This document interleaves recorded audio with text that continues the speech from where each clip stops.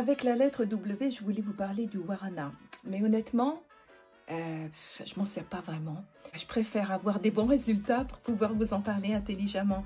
Donc, je me suis révisée. Donc, je vais vous parler de bronzage. What? Il est là, le W. Je vais vous parler de bronzage tout simplement parce que c'est d'actualité.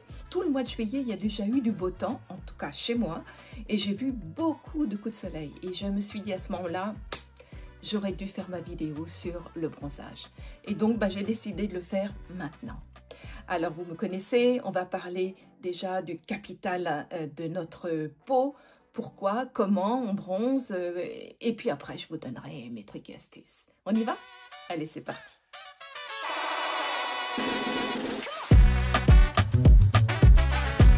Bonjour, c'est Marie de la chaîne YouTube Jolie Seigneur et du blog Jolie Seigneur où d'ailleurs vous avez déjà 2 articles relatifs au bronzage. Le premier, c'est comment préparer sa peau au bronzage et le deuxième, comment bronzer et pas cramer. Et c'est de ça qu'on va parler aujourd'hui. D'abord, qu'est-ce que c'est que le bronzage? C'est un mécanisme de défense de la peau contre les méfaits des UV. Sous l'action des UV, la peau s'épaissit et la production de mélanine est boostée en fait. Mais dans le seul but de nous protéger.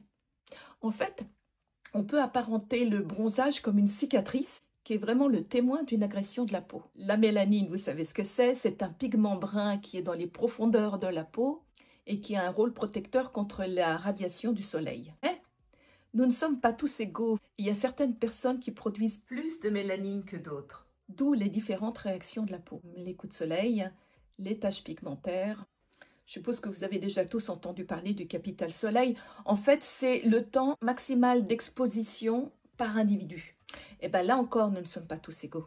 Parce que chacun a son propre capital soleil. Et ça, c'est déterminé par notre phénotype, c'est-à-dire la couleur du teint. Et puis, le temps déjà passé au soleil depuis l'enfance. Et une fois que le capital soleil est consommé, eh bien la peau devient incapable de se défendre et c'est à ce moment-là que les rides et les taches cutanées apparaissent plus volontiers. Et puis ça peut mener à différents problèmes de peau plus ou moins graves à terme en fait. Mais ce n'est pas le sujet de cette vidéo. Donc un homme averti en vaut 2, alors une femme tu penses bien, t'en vaut 3. Alors lorsqu'on s'expose là une première fois, il y a un léger hâle qui apparaît, mais il est de courte durée en fait parce que c'est dû à l'oxydation de la mélanine qui est déjà en surface de la peau. Le vrai bronzage protecteur, lui, il apparaît environ 48 heures après l'exposition. Et ça, c'est le temps nécessaire à la mélanine pour qu'elle remonte en surface. Certaines personnes ne peuvent pas s'exposer au soleil. Et cependant, il est important quand même de pouvoir profiter de quelques rayons. Si on ne peut pas, on profite des premiers rayons soleil du matin. Parce que le soleil, il nous offre beaucoup de bienfaits. Le premier, c'est fixer la vitamine D. Et on connaît le rôle de la vitamine D sur les défenses immunitaires, entre autres. Il facilite aussi l'absorption du calcium, il stimule la production de sérotonine, c'est quand même l'hormone du bonheur, et il aurait des effets anti-inflammatoires sur les problèmes de peau.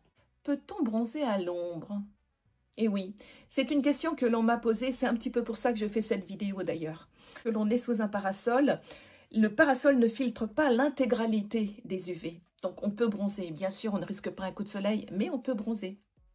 Alors maintenant, nous allons voir ensemble comment faciliter et sublimer un bronzage. Je parle bien d'un bronzage doré. Vous allez voir qu'avec les conseils que je vous donne, vous allez avoir un joli bronzage. Déjà, dans un premier temps, vous allez aller sur mon blog, lire l'article. Là, je vais vous mettre le lien dans la description sous la vidéo. Et vous aurez déjà des pistes super intéressantes pour préparer sa peau au bronzage. Un premier vrai conseil, mais que tout le monde connaît, mais bizarrement, on n'y pense pas, c'est les jus de légumes. Vous faites une cure de jus de carotte pendant 3 semaines. Un verre de jus de carotte le matin, peut-être un l'après-midi si ce n'est pas des trop grands verres. Surtout, pensez bien à mettre de l'huile. Je vous explique tout dans l'article que je vais vous mettre là sur préparer sa peau au soleil. Je vous explique. Je ne peux pas tout dire ici parce que ça ferait une vidéo beaucoup trop longue. Mais allez voir tous les détails, c'est intéressant. Donc, jus de carotte, parce que le bêta-carotène, ça protège des coups de soleil. Et puis, pour protéger aussi la peau des UV, il y a le lycopène qu'on trouve dans les jus de tomates. C'est un excellent antioxydant d'ailleurs, le jus de tomate. Mon deuxième conseil, mais vraiment essentiel, j'insiste un peu parce que c'est vraiment quelque chose qu'il ne faut pas louper, c'est la poudre du rhucome. Voilà, je vous montre comment ça se présente. Voilà, la poudre comme ça. Donc cette poudre-là, vous la trouvez sous forme de gélule dans le commerce.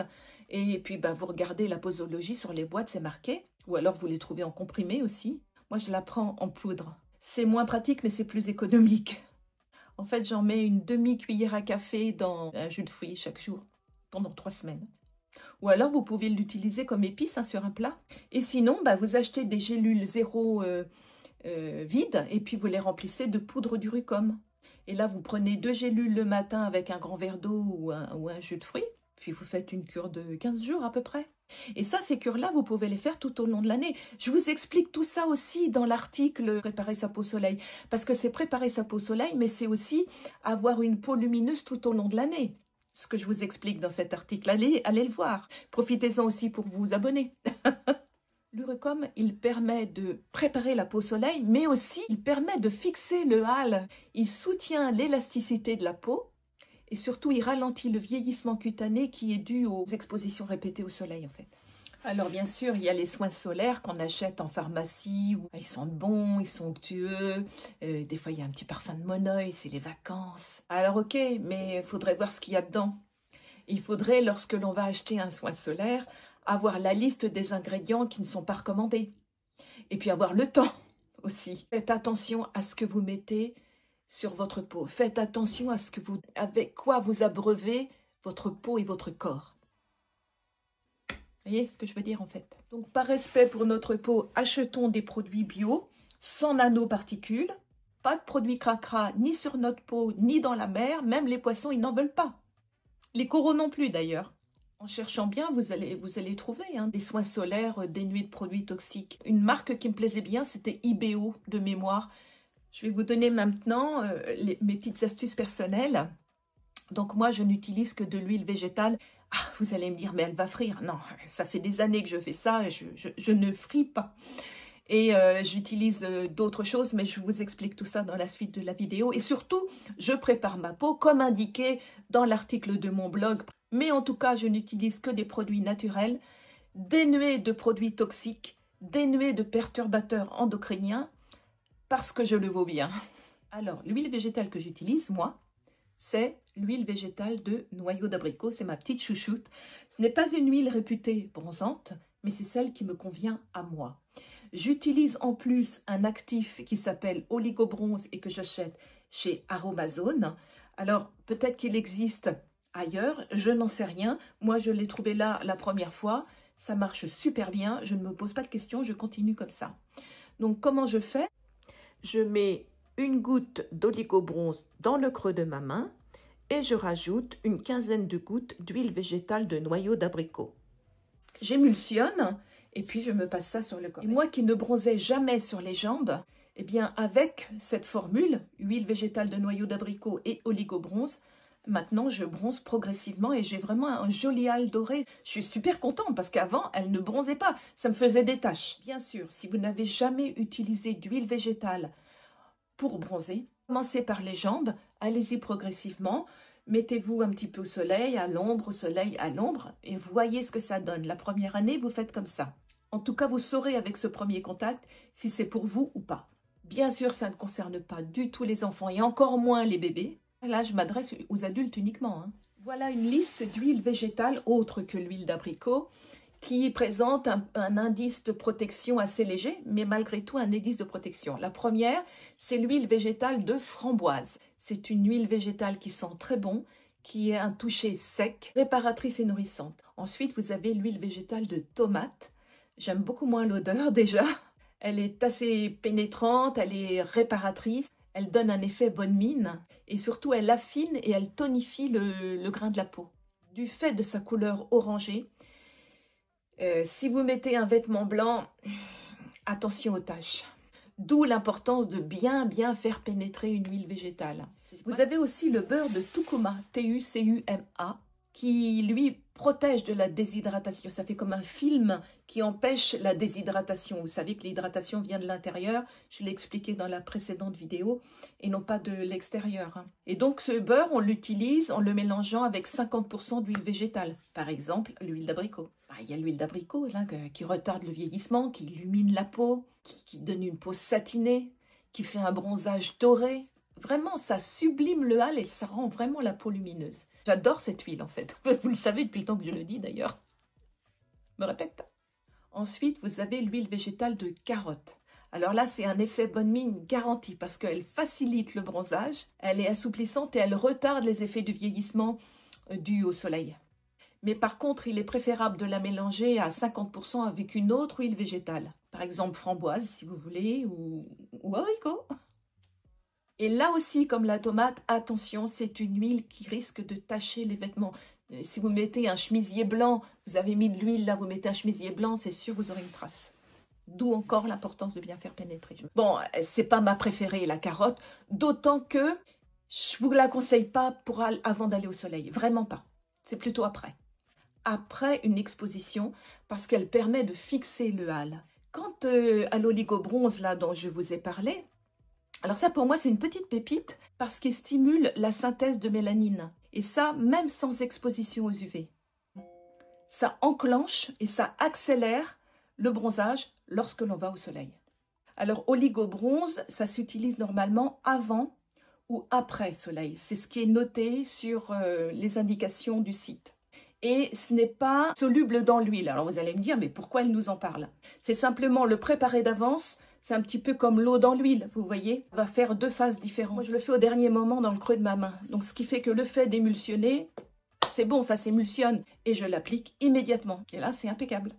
Bon, un dernier petit rappel, ça va sans dire, mais c'est toujours mieux en disant, si vous voulez profiter d'un soleil sans danger, prenez les premiers rayons de soleil du matin et les derniers rayons de soleil du soir. Vous faites votre plein de vitamine D, vous faites votre petit hâle joli et vous ne risquez rien. On évite bien sûr les expositions aux heures critiques, c'est-à-dire à peu près entre 11h et 16h. C'est là que le rayonnement est le plus nocif. Une peau qui n'a pas vu le soleil depuis un an, enfermée sous des pantalons et des pulls, est beaucoup plus fragile. Donc on ne se met pas, paf, direct au soleil, on y va progressivement. Ah, et puis, si vous devez faire un repas en terrasse, ça, c'est le piège. Parce qu'en fait, vous êtes cloué sur votre siège pendant 2 heures d'affilée, en plein cagnard, et si vous ne mettez pas de la crème toutes les demi-heures, c'est sûr, vous cramez. Donc, préférez un endroit où il y a un parasol, si c'est possible. Évidemment, il faut penser à bien s'hydrater. Et quand vous sortez de l'eau, pensez à vous rebadigeonner. Attention aux parties les plus fragiles, comme l'arrière des genoux, le coup de pied, les oreilles, le décolleté, le cou, le ventre. J'espère que mes petites astuces pourront vous permettre de bronzer doré et de ne pas cramer. Je le répète, allez-y progressivement. Si vous n'avez jamais essayé, je le répète encore, commencez par les jambes. Faites un essai sur les jambes quelques jours d'affilée, voyez ce qui se passe. Parce qu'on est tous différents, notre peau a une réaction différente et suivant nos cycles, suivant nos hormones, eh bien notre peau a encore une autre façon de fonctionner. Donc on s'adapte, c'est à nous de nous adapter. Sur ce, je vous souhaite de bonnes vacances et je vous souhaite surtout une bonne bronzette. À bientôt!